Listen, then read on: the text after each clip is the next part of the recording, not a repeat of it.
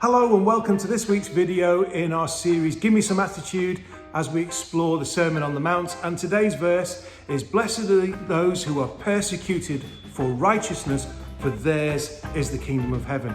Now, what's so great about being persecuted? Bit out of order. I don't really know about you, but persecution isn't really... persecution isn't really the sort of thing that, we're particularly meant to be pleased about, is it? I mean, after all, who wants to be persecuted?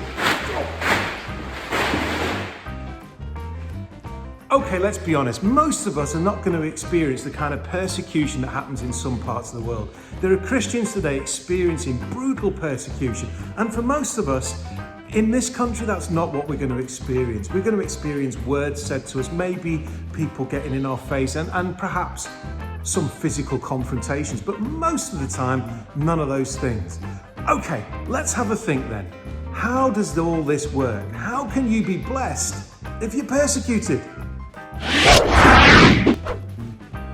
Well, if you're a bit puzzled by this beatitude, perhaps it's no surprise that Jesus has a little bit more to say about this. So in verse 10, he says the bit that we've just read, God blesses those who are persecuted for doing right, for the kingdom of heaven is theirs. But then says this, God blesses you when people mock you and persecute you and lie about you and say all sorts of evil things against you because you are my followers. Be happy about it. Be very glad, for a great reward awaits you in heaven. And remember, the ancient prophets were persecuted in the same way.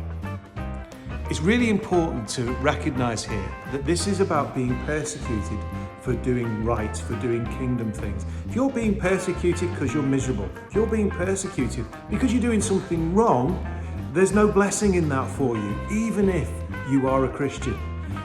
Your blessing comes from doing the right thing. So, first challenge, are you being persecuted because of something you're doing wrong or something you're doing right? Here's the second one.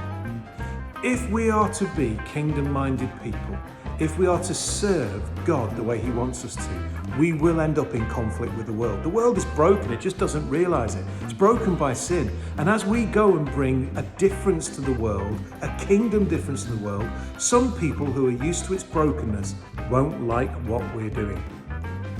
They'll say things, they'll do things. Let's be honest about it. Standing up as a Christian does involve people sometimes taking shots at you because they don't understand the kingdom mindset.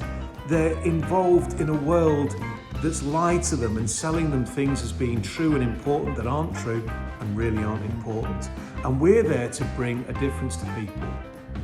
Remember though, all of the other blessings that we've talked about still apply in our lives even when we're being persecuted. So our reward for being persecuted isn't just a heavenly reward, it's the reward of a righteous life on earth. God's favour on earth. Yes, we do experience persecution. Some people in some parts of the world, brutal persecution. But for us, standing up for what is right is just as important as it is for those other people in much more difficult situations. Are you willing to stand up for Jesus? That's kind of what we could say this beatitude is about.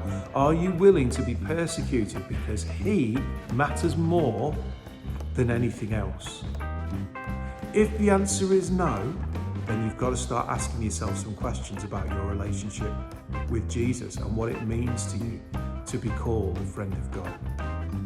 If your response is yes, Jesus is the most important thing, then you will be able to rejoice when you're persecuted, because it means you're doing something right.